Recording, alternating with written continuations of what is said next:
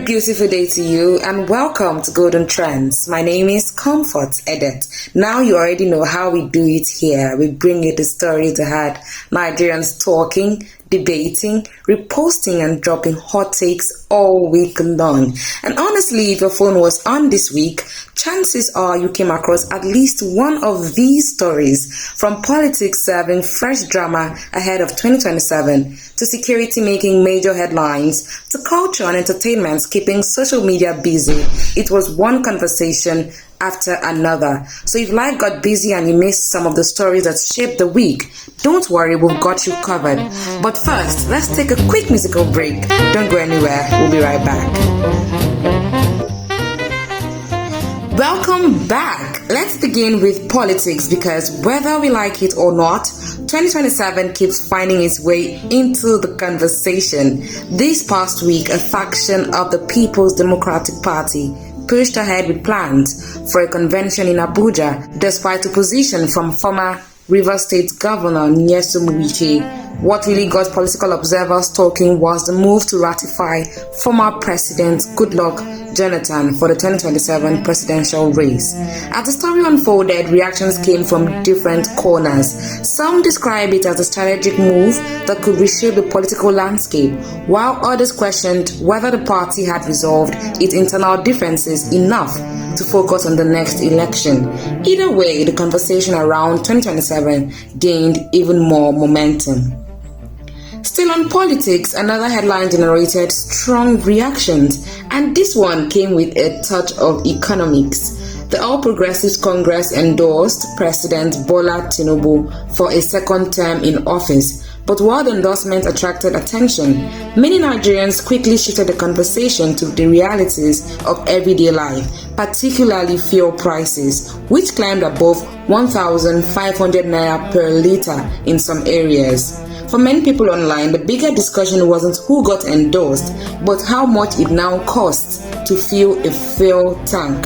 Now to security, and this time the story extended beyond Nigeria's borders. Nigeria and the United States announced the successful neutralization of top ISIS commander Abu Bilal al-Minuki during a joint military operation.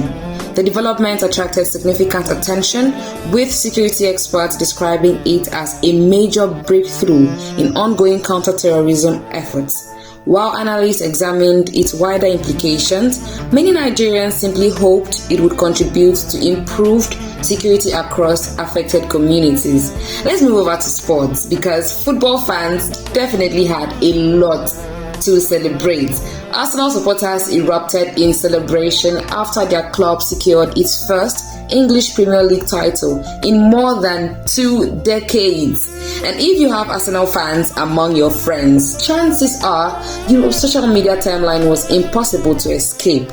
Photos, videos, old tweets, victory messages, and plenty of friendly banter flooded the internet.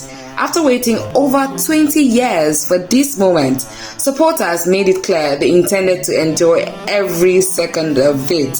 Now to culture, where one event completely stole the spotlight. The Ojude Oba Festival once again reminded the world why Nigerian culture remains one of our greatest exports. From stunning fashion statements and luxury displays to breathtaking horse riding, the event dominated conversations both locally and internationally.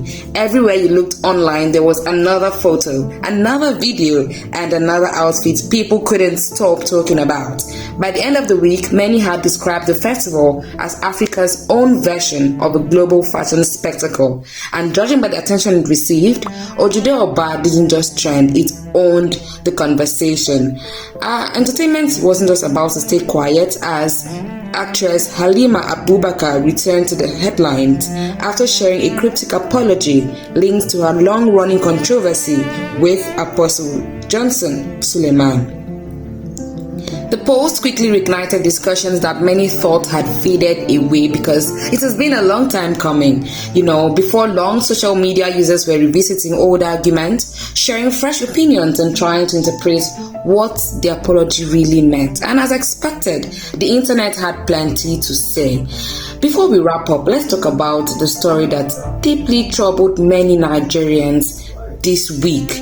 One of the most emotional and widely discussed stories came from Oyo State, where gunmen reportedly attacked schools in Orire local government area and abducted dozens of people, including a school principal, teachers, and more than 40 students and pupils.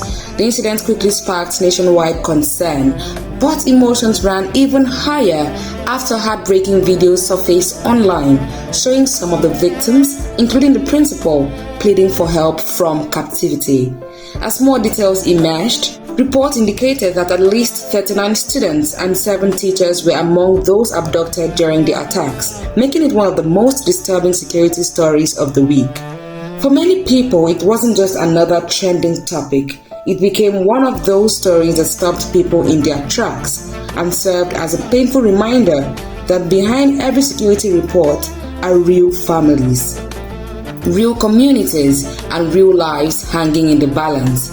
And as the week came to an end, concern for the abducted principal, teachers, and students remained one of the biggest conversations across the country. And just like that, we've come to the end of this week's Golden Trends. From political calculations and economic concerns to security developments, football celebrations, cultural pride, entertainment drama, and stories that touched the nation deeply, there was certainly no shortage of conversation this week. If you enjoyed this gist, don't forget to like, share, and of course, drop your hottest take in the comments because I know you have opinions. My name is Comfort Edet and this is Golden Trends.